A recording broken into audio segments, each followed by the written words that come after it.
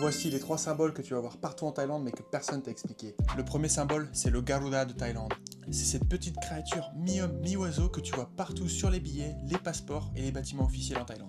En Thaï, on l'appelle Prakrut, c'est une créature mythique venant de la mythologie hindoue et bouddhiste, à moitié homme, à moitié aigle, elle est considérée comme le roi des oiseaux. Dans la légende, elle sert de monture au dieu Vishnu, et comme les rois thaïlandais sont traditionnellement vus comme des incarnations de Vishnu, Garuda est devenu un symbole de la monarchie, et en Thaïlande, c'est la seule chose qui peut être placée au-dessus du roi. Deuxième symbole, vous le connaissez, c'est l'éléphant. Avant, le drapeau thaï arborait carrément un éléphant. L'éléphant, c'est un animal sacré en Thaïlande, il est lié à la royauté et au bouddhisme, et ce qu'il faut savoir, c'est que si un éléphant blanc était découvert, il appartenait quoi qu'il arrive au roi. Un troisième symbole que tu vas voir partout, c'est la maison des esprits ou Spirit House. Tu vas en voir littéralement devant chaque maison, chaque condo, chaque bâtiment, chaque commerce. Ce sont des petites maisons miniatures censées abriter les esprits protecteurs des lieux. Les Thaïlandais leur font souvent des offrandes, que ce soit de la nourriture, des fleurs ou de l'encens, afin de s'attirer la bienveillance des esprits. Voilà, maintenant tu connais la signification de ces symboles, tu peux dire en commentaire si t'as appris quelque chose, et sinon quelle autre info sur la culture thaï t'aimerais connaître. Dis-le moi en commentaire. Et si t'as envie d'en apprendre plus sur la culture thaï,